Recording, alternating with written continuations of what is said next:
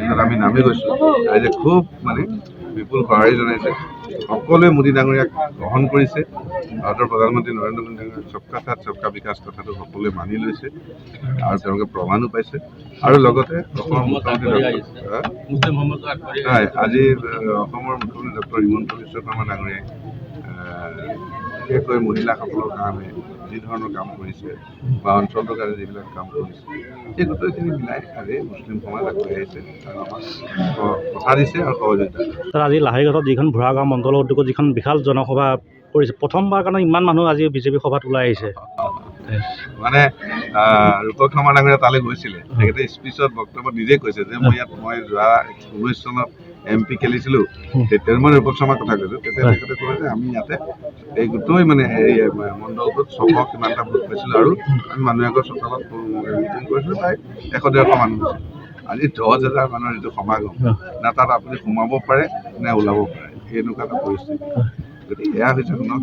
Modi magic এয়া হৈছে মামা মেজিক আৰু এয়া হৈছে উন্নয়নৰ এক মানে জোৱাৰ আৰু সেইকাৰণে আমাৰ মুছলমান ভাইসকল ওলাই আহিছে আৰু তেওঁলোকে নিজকে আপোনাৰ এতিয়া বিজেপিত একত্ৰিত কৰি আগবাঢ়িব বিচাৰিছে ধন্যবাদ আজি বিশ্ব শান্তি উদ্দেশ্যে এতিয়াৰ পৰা ছফিকুল ডাঙৰীয়া বাসগৃহত আজি ইফতাৰ আয়োজন কৰিছে ৰাইজ আজি অংশগ্ৰহণ কৰিছে কি ক'ব এইটো খুব ভাল কথা এইটো পবিত্ৰ ৰমজান মাহ এই পবিত্ৰ ৰমজানত পৃথিৱীৰ সকলো ইছলাম ধৰ্মৰ লোকে মাহজোৰাকৈ আপোনাৰ ৰোজা ৰাখিছে আৰু প্ৰতিদিনা বিয়লি যিটো ইফতাৰ তেওঁলোকে গ্ৰহণ কৰে সেই গ্ৰহণ কৰাৰ সময়ত প্ৰাক মুহূৰ্তত তেখেতসকলে আল্লাহৰ ওচৰত হাত উঠাই তেওঁলোকে দোৱা কৰে প্ৰাৰ্থনা কৰে আৰু সেই প্ৰাৰ্থনাটো মানে আমাৰো বিশ্বাস বা সকলো ইছলাম ধৰ্মী লোকৰ বিশ্বাস যে আল্লাহ এইটো কবুল কৰে গ্ৰহণ কৰে গতিকে আজি মোক মাতি আনিছে তেখেতসকলে গোটেই এৰেঞ্জমেণ্টটো তেখেতসকলে কৰিছে আপোনাৰ প্ৰায় 2000 মানুহ ইয়াত বহিছে মোক মাতিছে তেখেতলোকে আশীৰ্বাদ দিবলৈ দোৱা দিব আহি পালোঁ চবেই হাত উঠাই মোক দোৱা দিছে আৰু এই অঞ্চলটো মই অৱশ্যে খুব এটা গৌৰৱাহীৰ দৰে ব্যক্তিগতভাৱে মোৰ খুব এটা সম্পৰ্কও আছে বাৰু 25 বছৰ হৈ গ'ল মোৰ এটা গৌৰৱাহী সম্পৰ্ক আৰু যাৰ ঘৰত আজি আমি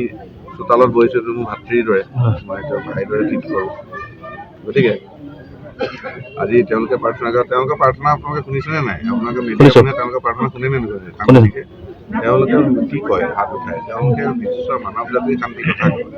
ভাৰতবৰ্ষখনৰ মংগলৰ কথা কয় সকলো জাতি জনগোষ্ঠী একত্ৰিত হৈ যেন দেশখন আগুৱাই নিব পাৰে সেয়া কথা কয় প্ৰতিজন মানুহৰ মংগলৰ কথা কয় তেখেতে সেয়াই কয় আৰু কোনোবা আমাৰ নিচিনা লোকসকল আহিলে তেওঁ কথা ব্যক্তিগতভাৱে কয় যে তেখেতৰ বৰ ভাল তেতিয়া মোক হাত উঠাই ক'লে ঘূৰাই কওঁতে কান্দিয়ে পেলালে যিজনে মেইন হেৰি দায়িত্ব লৈছে ধৰ্মগুৰুজনে কান্দিয়ে পেলালে আবেগিক হৈ মোৰ লগত ঘৰুৱা সম্পৰ্ক তেখেতে কান্দিয়ে পেলালে যে পাছ কৰিব লাগে মানে ভগৱানে মোক পাছ কৰাই দিব লাগে মানে ইলেকশ্যন জিকাই দিব লাগে তেওঁ ইম'শ্যন হৈছে মানুহবিলাক ইম'শ্যন হৈছে ভাল প্ৰাৰ্থনা পাইছোঁ আৰু আমাৰ বিশ্বাস চাওক ভগৱানৰ ওপৰত যেতিয়া ইমান ৰাইজে হাত উঠাই কথা কৈছে দোৱা কৰিছে আল্লাহৰ ওচৰত কৰিছে সেয়া দোৱা কবুল হ'ব ভগৱানে মানিব আৰু বিশেষকৈ ফাষ্টিঙত থকা আমি জেনেৰেল ভাষাত যদি কওঁ ফাষ্টিঙত থকা লঘোণে থকা নোখোৱাকৈ থকা আৰু উপবাসে থকা আৰু একটোপা পানীও নোখোৱা যিটো এটা হেৰি কৰাৰ পিছত আনকি তেওঁলোকে মুখৰ থুকনো পেটলৈ যাবলৈ নিদিয়ে গিলিব কৰি থাকে